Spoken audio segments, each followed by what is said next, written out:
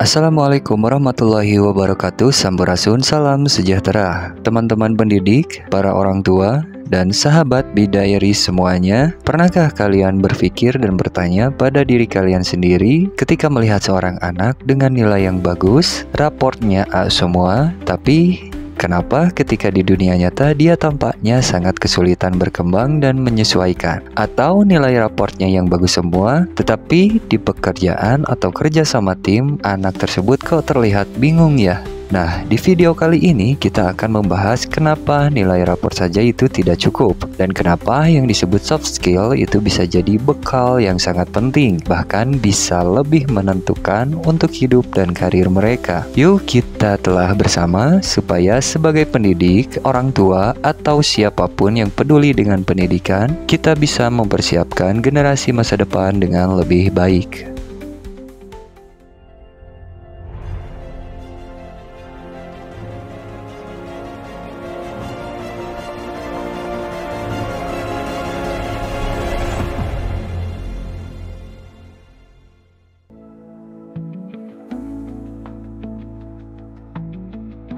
Pertama, kita mulai dari fakta. Sekolah kita selama ini banyak mengukur keberhasilan siswa hanya dari nilai raport saja, atau dari ranking, atau dari nilai ujian. Nilai bagus yang artinya sukses. Begitu anggapan umumnya. Akan tetapi riset menunjukkan bahwa di dunia nyata banyak lulusan yang nilai akademiknya tinggi namun kalah dalam aspek kerjasama, komunikasi, dan penyelesaian masalah. Contohnya dari Infonomic Society.org. Sebuah studi menemukan bahwa mayoritas manajer di Amerika Serikat menganggap soft skill, dalam hal ini kerjasama, komunikasi interpersonal, dan pemecahan masalah, sebagai kompetensi utama dalam hampir semua profesi, bahkan juga di bidang teknis. Menurut sebuah kajian sistematis tentang soft skill dari 2018 sampai 2024, meski mahasiswa memiliki kompetensi teknis, mereka tetap menghadapi kesenjangan karena kurangnya dalam hal komunikasi, kerja tim, dan problem solving. Jadi bisa kita tarik kesimpulan awalnya bahwa nilai raport dan kemampuan akademik tetap penting, tapi kemampuan hidup atau soft skill adalah pelengkap yang tak bisa dikesampingkan dan sangat berpengaruh besar. Lalu, apa sih sebenarnya yang dimaksud dengan soft skill? Istilah ini mencakup kemampuan seperti komunikasi efektif, kerjasama dalam tim, berpikir kritis, adaptasi terhadap situasi baru, pengambilan keputusan, manajemen waktu, dan sebagainya. Sebagai contoh, dalam laporan dari Regional Center for Educational Planning di tahun 2023, soft skill dianggap sebagai bagian integral dari kurikulum, guru, dan penilaian di pendidikan. Di kelas, meskipun materi akademik diajarkan, kemampuan seperti mendengarkan aktif, berdiskusi, memecahkan masalah nyata, itu adalah bagian dari soft skill. Mengapa menjadi hal yang penting? Karena di kehidupan nyata maupun di pekerjaan, misalnya saat interview atau ketika menjadi bagian dari tim proyek, atau bahkan ketika harus menghadapi sebuah perubahan, semua itu membutuhkan soft skill. Jadi, jika sekolah terus mengukur hanya dari berapa banyak yang bisa menghafal dan lulus ujian saja, maka dipastikan ada bagian dari pendidikan yang mungkin telah terabaikan.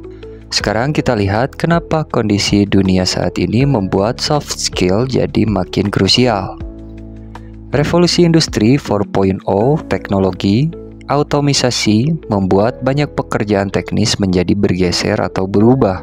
Akan tetapi ada bagian yang tidak bisa diubah dalam revolusi tersebut, yaitu kemampuan manusia yang tidak bisa digantikan mesin, seperti kreativitas, empati, dan kolaborasi menjadi keunggulannya. Sebuah studi menyebutkan bahwa institusi pendidikan dan dunia kerja sekarang menekankan bahwa lulusan yang memiliki soft skill tangguh lebih mudah beradaptasi dan cenderung sukses. Di kelas atau sekolah, melihat bahwa bukan hanya soal skor yang tinggi, akan tetapi soal apa yang siswa bisa lakukan dengan pengetahuan tersebut. Apakah mereka bisa bekerja sama, bisa berpikir kritis, atau bisa berinisiatif? Maka bagi pendidik dan orang tua, penting untuk menyiapkan siswa bukan hanya untuk ujian saja, melainkan untuk hidup. Contoh nyata, pemerintahan di beberapa negara mulai memasukkan pelatihan soft skill bagi siswa generasi Z karena ditemukan peningkatan kecemasan sosial, kesulitan komunikasi langsung, dan kebutuhan kerja yang berbeda.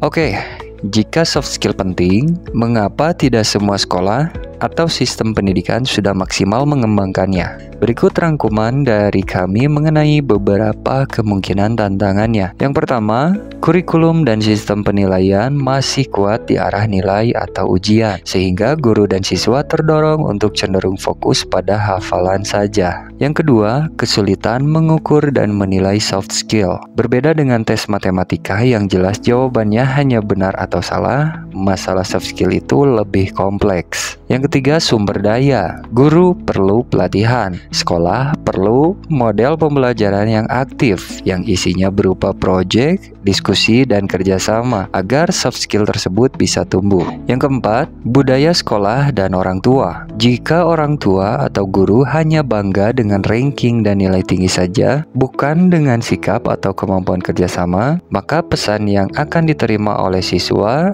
menjadi nilai dulu baru karakter. Karena itu, peran pendidik dan orang tua sangatlah penting untuk mengubah mindset tersebut. Maka karakter dan kemampuan hidup adalah bagian dari sebuah keberhasilan. Sekarang mari kita lihat solusi praktis yang bisa dilakukan, baik oleh guru, sekolah, maupun orang tua.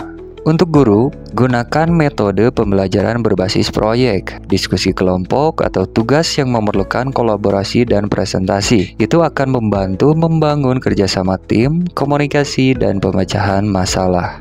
Untuk sekolah, integrasikan soft skill dalam kurikulum dan evaluasi, bukan hanya sebagai mata pelajaran tambahan saja, tapi sebagai bagian keseharian proses pembelajaran. Untuk orang tua dan masyarakat, ketika anak pulang sekolah, tanyakan, apa yang kamu kerjakan dengan temanmu? Apa yang kamu pelajari selain dari nilai? Apa tantangan yang kamu hadapi dan bagaimana kamu mengatasinya? Dengan demikian, anak belajar bahwa proses itu sangatlah penting, bukan hanya mengenai hasilnya saja. Ajarkan anak untuk refleksi diri. Kapan mereka berhasil bekerja dengan tim? Apa kesulitannya? Dan apa yang bisa diperbaiki? Dengan strategi ini, kita bantu membangun kemampuan hidup yang akan tetap berguna sepanjang hidupnya.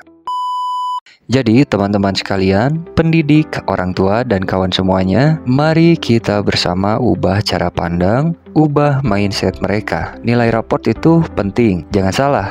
Tapi nilai rapor saja itu tidak cukup untuk menghadapi dunia nyata yang penuh dengan perubahan. Soft skill itu adalah bekal yang tak terlihat di hasil cetak, tetapi terasa saat kita bekerja, bermasyarakat, dan menghadapi tantangan hidup. Mulailah dari sekarang, di kelas, di rumah, di komunitas, tanamkan kerjasama, komunikasi, rasa ingin tahu, dan refleksi. Karena generasi masa depan kita bukan hanya generasi yang tahu banyak, akan tetapi generasi yang siap melakukan banyak. Terima kasih telah menonton dan menyimak konten ini. Jika video ini bermanfaat, jangan lupa di like dan share ke guru, orang tua, atau orang-orang yang kalian kenal. Dan tinggalkan komentar, soft skill apa yang menurut kalian paling penting? Kami tunggu sharingnya di kolom komentar. Sehat selalu untuk semuanya, berjumpa kembali di video selanjutnya. Wassalamualaikum warahmatullahi wabarakatuh. Sampurasun, salam sejahtera untuk semuanya.